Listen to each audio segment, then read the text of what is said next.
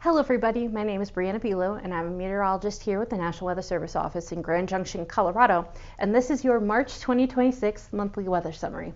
So jumping right in, we have our story of the month, which is a bit of a depressing one, as this year has set a historically bad snowpack. I feel like this chart kind of says all that we really need to say about the way that this winter has gone, but I will read you my little blurb anyway. Considering the quote-unquote cold season we've had so far, it really shouldn't come as a surprise that the snowpack in Utah and Colorado is in pretty bad shape.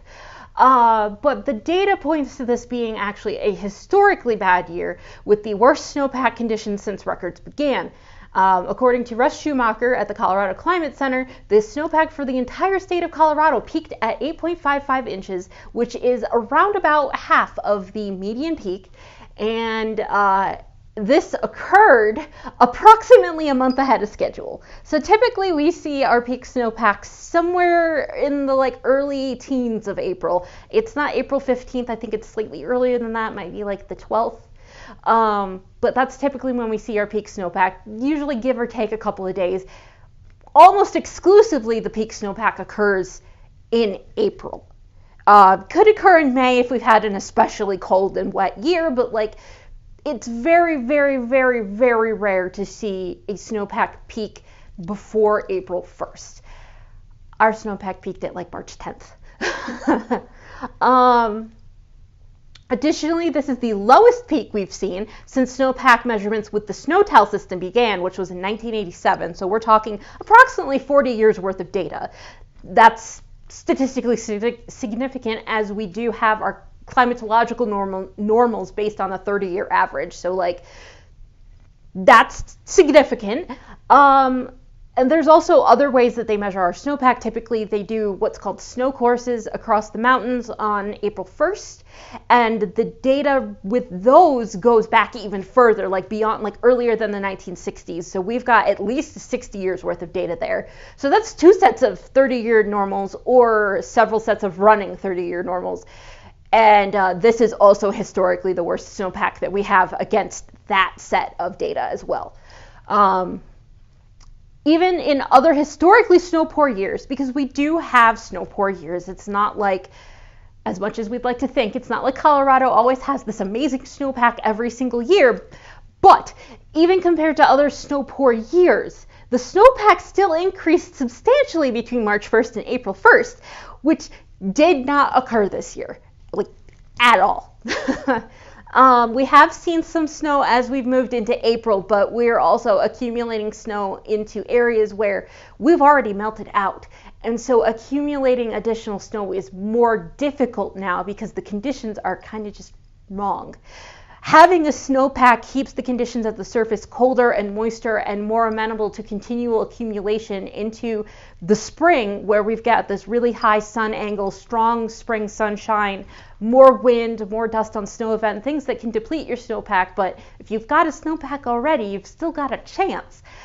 There are places in these mountains where we do not have a snowpack at this point. So even when we do get accumulating snowfall, there's a very high likelihood that it melts out day of, or within a day or two of it accumulating.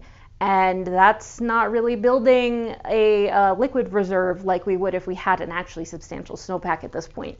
And so this specifically, the fact that we have not accumulated snow between March 1st and April 1st is part of what sets this year apart. So no matter how you slice this, and no matter what data you set to look at, the winter of 2025-2026 is a historically bad year.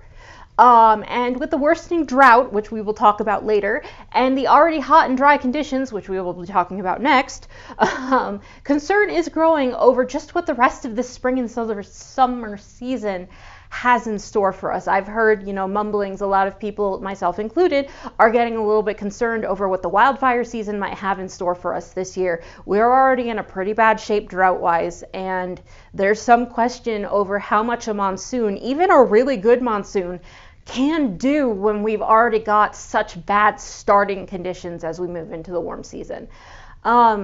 Also, a side note, I will link the Colorado Climate Center article that I got most of this data from in the description, along with the just normal little summary that I post associated with these videos. So if you're interested, give it a look. There's a lot of really interesting data, a lot of very interesting graphics. This one is one that I grabbed from there as well, but there are some other ones that are very depressing, but very interesting. So if you're somebody who likes looking at data and reading what other people are saying, then that's for you.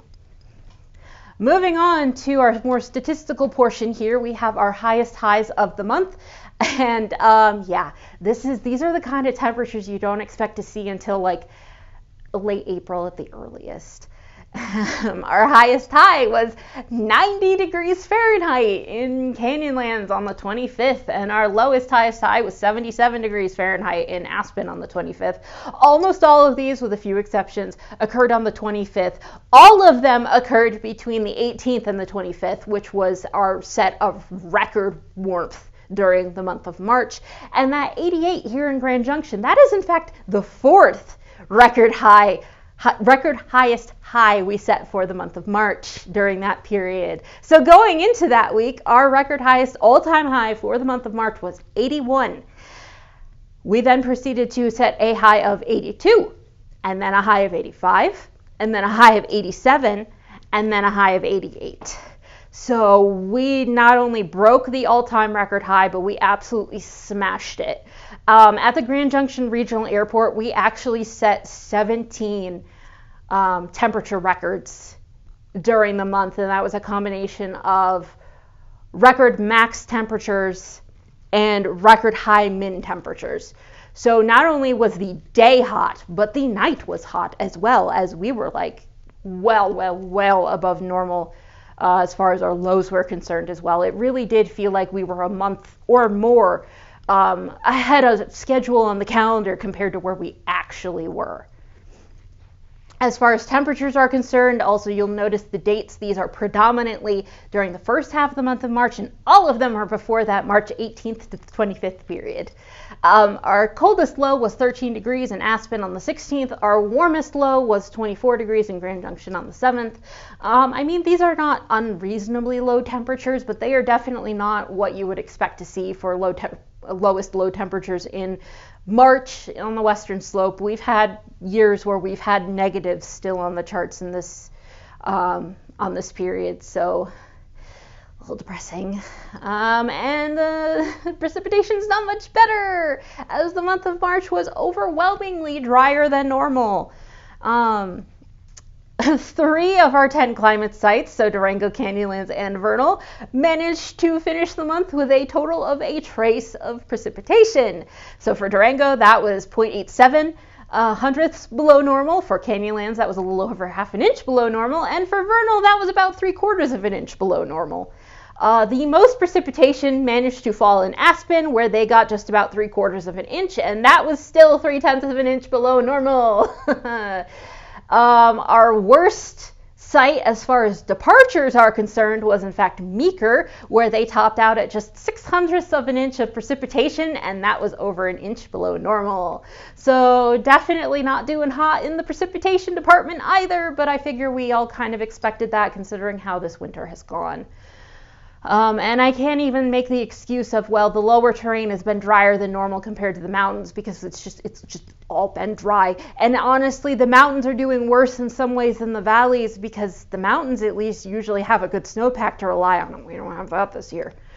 So moving into the drought update, pretty painful. We have seen the development and significant expansion of exceptional drought, so D4, this kind of darkish maroon color, across the vast majority of northwest Colorado. Basically, I-70 north, you are in D4 drought, with a little bit of exception for some of our further west portions of the area. The vast majority of the area beyond the D4 conditions is in D3 or extreme drought, with a very, very few pockets of D2 severe drought in far southeast Utah and far northeast Utah, as well as kind of centered around like Montrose, which I'm a little bit unsure as to why this pocket persists of D2 and D1, drought, but I mean, take what you can get. Take what you can get. You don't want to be in D3 and D4. As far as the drought tendency is concerned, basically the entire region is in drought and we are expected to remain in drought. And some of the areas along the other side of the divide where they were still in like drought-free to abnormally dry conditions, they were expected to see drought redevelop. And I can say, in fact, we have seen over the last couple of weeks drought redevelop for the rest of the state of Colorado. There are very few places that are drought-free at this point. Moving into snowpack, again, we've talked about this. Our snowpack is not in good shape, but just to give you some numbers to put to it, southeastern Utah Basin completely melted out. The Duchesne Basin at about 30% of normal. Northeastern Uinta is at about 15% of normal. Moving into Colorado, the best basin we have is the Yampa White Little Snake, which is at 27% of normal, followed by the Colorado headwaters at 24% of normal. Even though this is an extreme year, this is still following a fairly typical La Nina pattern where our northern basins are doing pretty well and our southern basins are not. So Gunnison Basin, 13% of normal. San Miguel, Dolores, Animas, and San Juan Basin, 9% of normal. So it's rough out there. It's pretty bad when your best basins are doing 30% or worse of normal.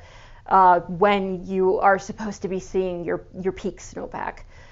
Climate Prediction Center outlook for the month of April. CPC is very strongly favoring us to see above normal temperatures, with the Four Corners area and most of eastern Utah favored. I believe this is the 60 to 70% tendency, so a very strong indication that we will see above normal temperatures in this region, with a still strong but slightly less strong indication for the rest of the region, as this is the 50 to 60% of normal tendency.